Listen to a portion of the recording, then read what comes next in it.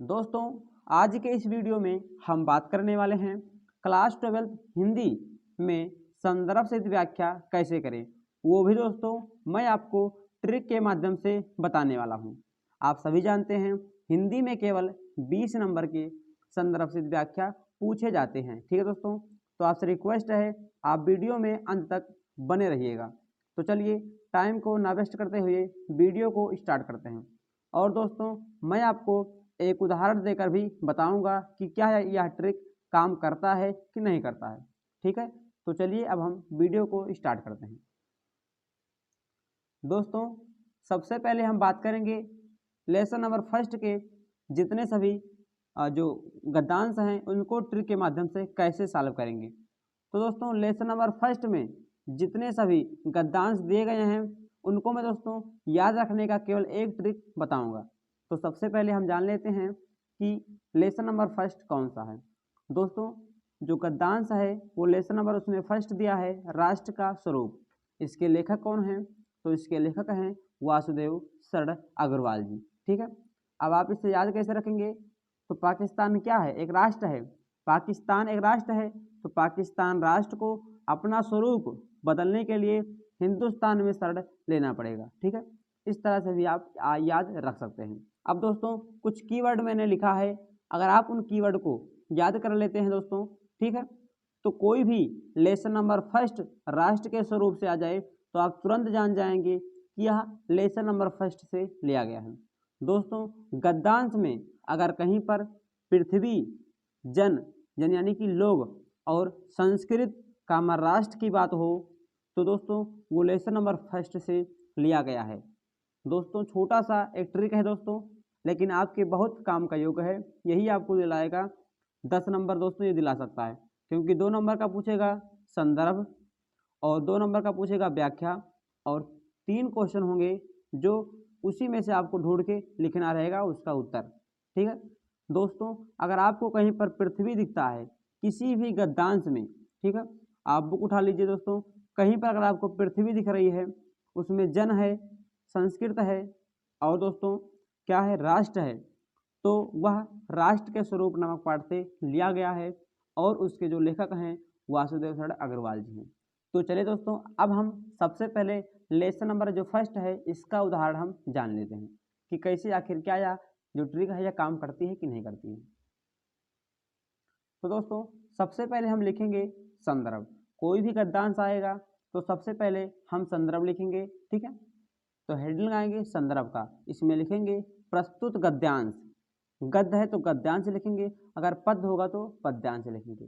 तो प्रस्तुत गद्यांश, तो दोस्तों हेडिंग लगाएंगे संदर्भ, इसमें लिखेंगे प्रस्तुत गद्यांश हमारी पाठ्य पुस्तक। दोस्तों, अगर गद्यांश का है तो यहाँ गद्यांश लिखेंगे, अगर पद्यांश में से है तो यहाँ पर हम पद्यांश लिखेंगे।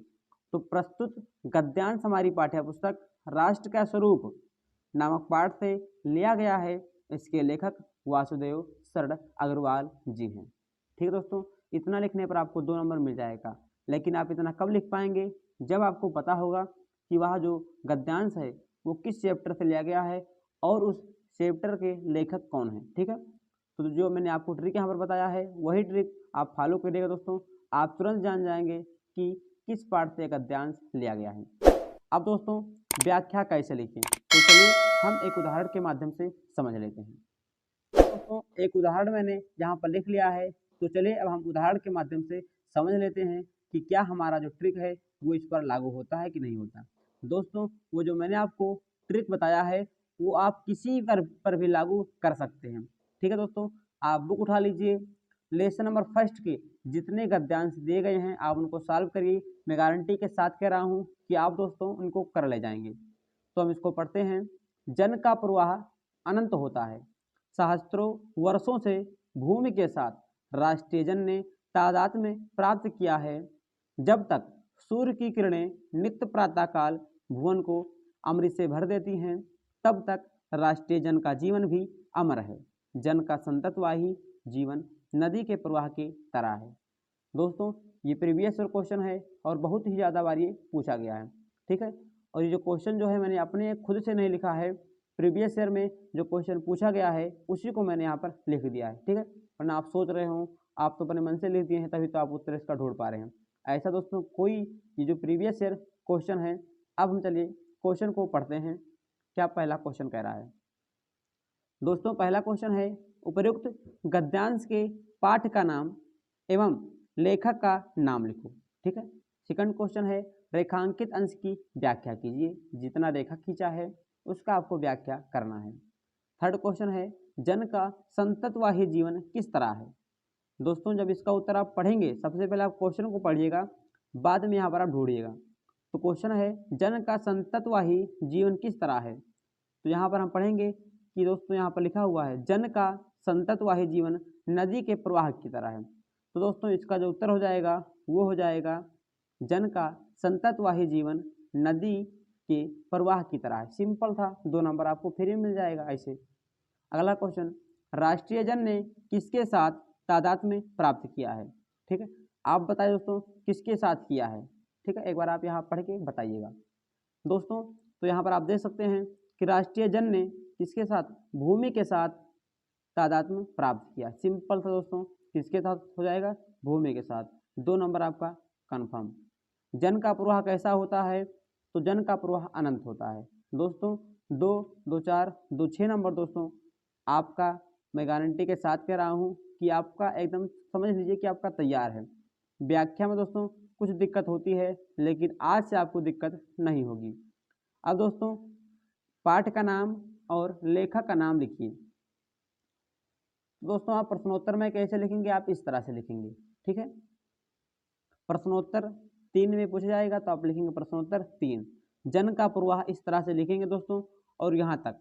ठीक है, आगे का 2-3 वर्ड लिख देंगे और पीछे का 2-3 वर्ड, ताकि दोस्तों एग्जामिनर को पता लगे कि आपने कौन सा गद्यांश किया है। ठीक है, अब यहाँ लिखेंगे क्वेश्चन नंबर पहला का उत्तर, उपयुक्त गद्यांश के पाठ का नाम बताइए कि पाठ का नाम क्या है।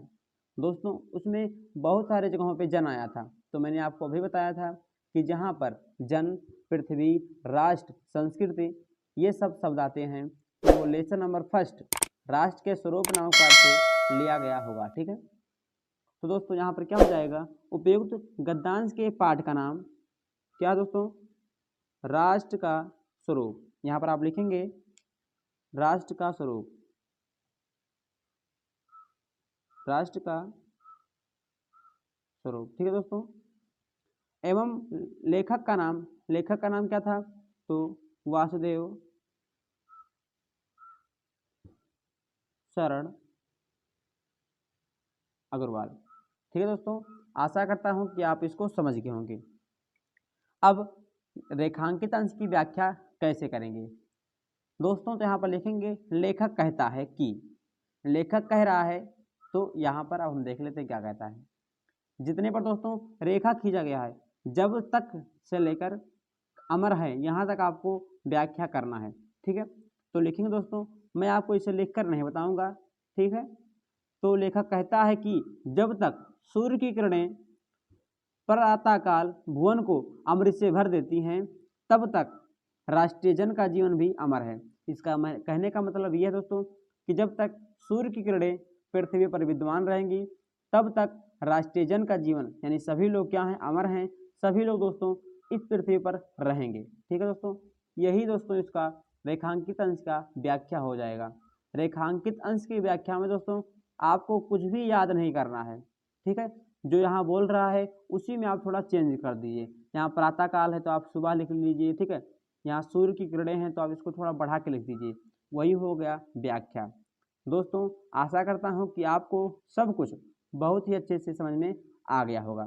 ठीक है, 3 क्वेश्चन तो आपके वैसे यहाँ 6 नंबर मिल जाएंगे, और जो पाठ का नाम याद रखने की बात थी तो मैंने आपको ट्रिक के माध्यम से बता दिया। व्याख्या में आपको याद नहीं करना है, आपको जो कह रहा है उसी को थोड़ा बढ़ा चढ़ा के लिखना है। आपका 10 नंबर दोस्तों अच्छे से तैयार हो जाएगा। तो दोस्तों कैसे लगी ये ट्रिक लेसन नंबर फर्स्ट की। अगर आपको लेसन नंबर सेकंड की भी वीडियो चाहिए ऐसे ही, तो दोस्तों आप कमेंट करिएगा। और अगर आपने अभी तक हमारे इस चैनल को सब्सक्राइब नहीं किया है तो प्लीज़ हमारे चैनल को सब्सक्राइब कर लीजिए, ताकि आपको आने वाले नए नए वीडियो मिलते रहें। तो फिर मिलेंगे अगले वीडियो में, तब तक के लिए जय हिंद, वंदे मातरम।